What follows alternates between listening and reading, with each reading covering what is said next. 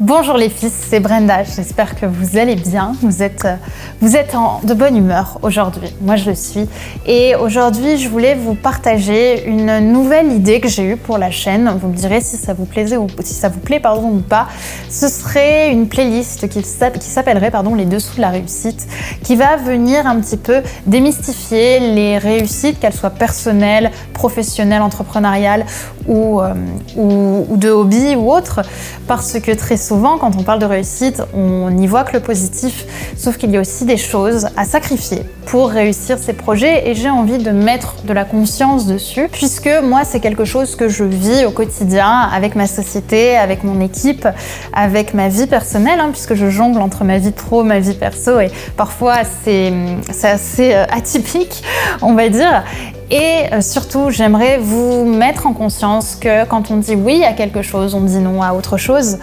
Et c'est important de savoir aussi ce qu'on est prêt à accepter ou ce qu'on est prêt à l'inverse à refuser pour réussir des projets qui nous tiennent à cœur et qu'on a envie de mettre en avant. Et le premier point sur lequel je voulais revenir avec vous sur cette vidéo, ça va être tout le sujet autour du temps. Puisque réussir un projet, ça va vous demander du temps et ça va vous demander de sacrifier du temps que vous auriez pu passer avec vos amis ou avec votre famille ou à faire quelque chose où vous sentirez que le temps est plus qualitatif.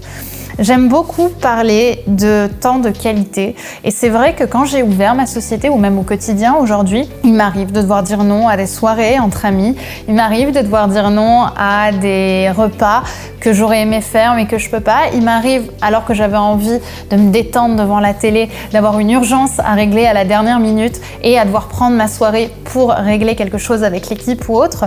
Bah oui, le temps, ça va vous en demander et il faut être prêt en fait à être tellement brûlé par sa passion, par son message, qu'on est prêt à utiliser du temps qu'on aurait pu utiliser ailleurs parce qu'on sait que ce temps-là, finalement, il a plus de sens que ce qu'on aurait aimé faire à la base. L'un des exemples que je peux vous donner, c'est lorsqu'on a commencé à préparer les conférences pour 2020 qui n'ont finalement pas eu lieu étant donné qu'il y a eu le Covid, mais on était dans cette préparation des conférences.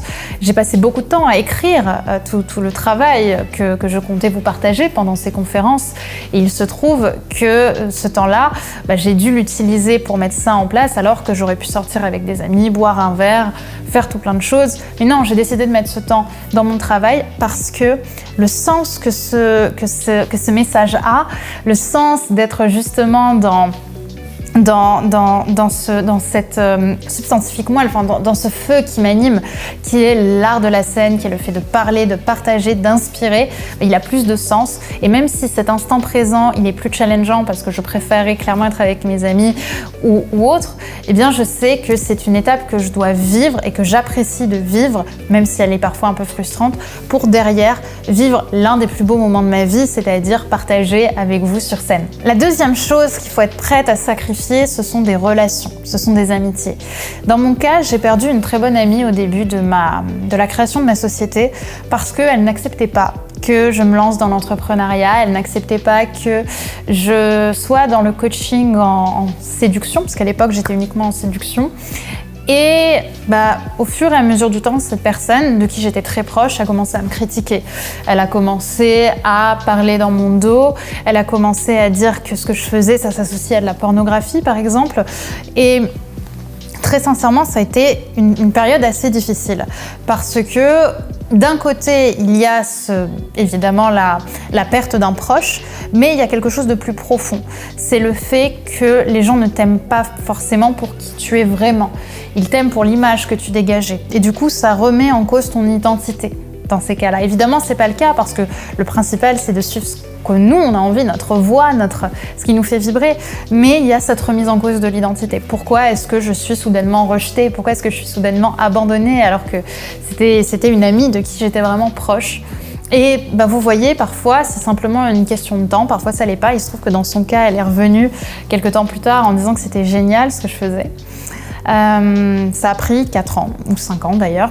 Mais le plus important, encore une fois, c'est pas ça, parce qu'à la limite, ça ne peut ne jamais arriver, mais c'est qu'il faut être prêt pour dire oui à votre avenir profond, à votre identité profonde, à dire non à tout ce qui se référait à une identité qui était peut-être moins vous ou qui est actuellement moins vous mais qui l'était avant.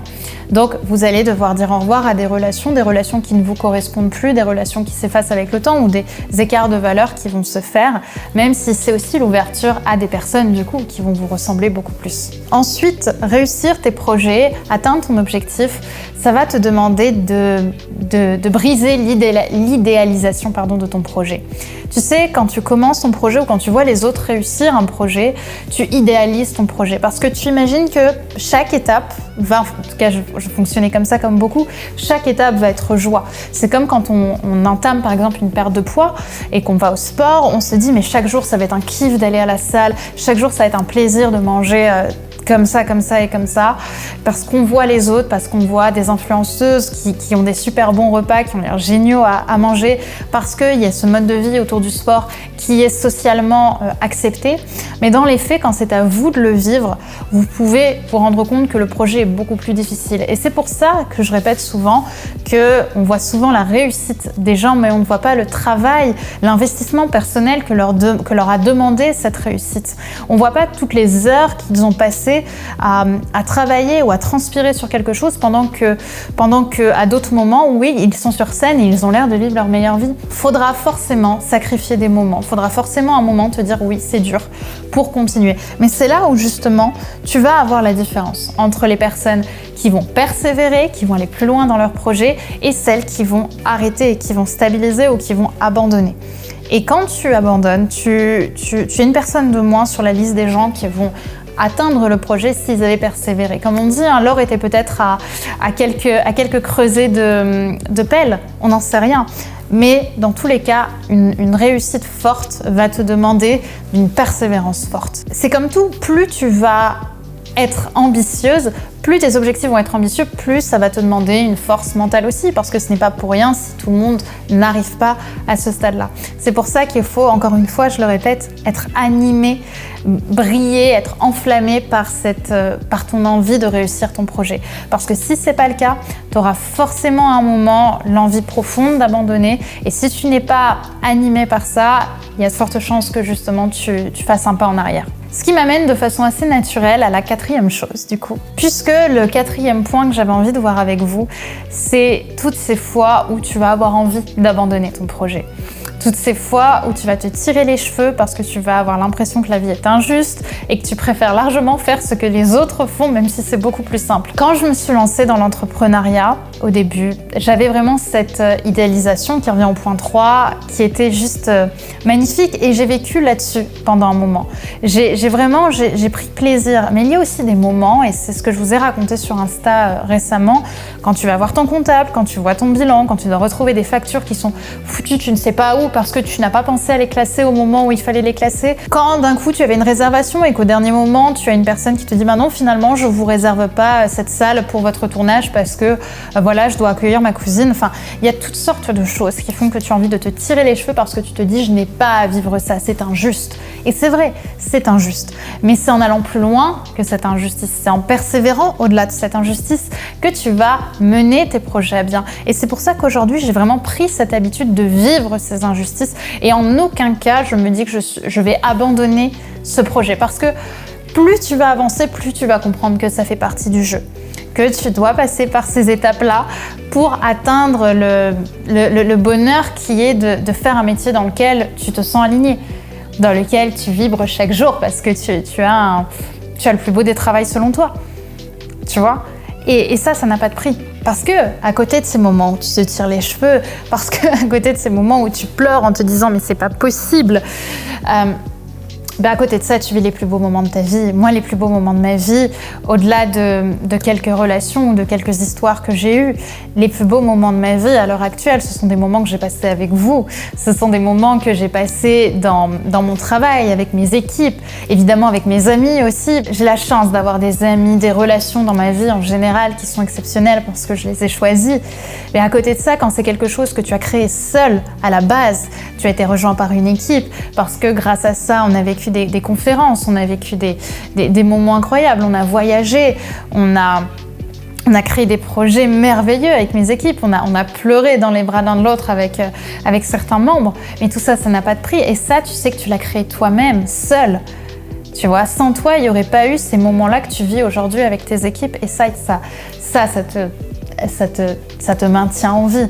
Et c'est pour ça que, comme je te le dis, pour dire oui à quelque chose, il faut aussi accepter de dire non à autre chose et accepter que parfois, ta détente, ta zénitude va être vraiment mise à mal. Voilà pourquoi j'avais envie de vous faire cette vidéo autour des dessous de la réussite. J'avais envie de vous parler de ces relations que l'on a avec le travail, avec les objectifs qu'on va avoir. C'est important de savoir que, bah oui, c'est pas aussi simple que ce qu'on dit, c'est pas aussi simple qu'une vidéo qu'on peut voir. Il y a du travail et ça, tout ça, je l'explique d'ailleurs très souvent sur Instagram. Donc n'hésitez pas à me suivre sur mon Instagram Brenda Boucris pour être encore plus proche de la communauté.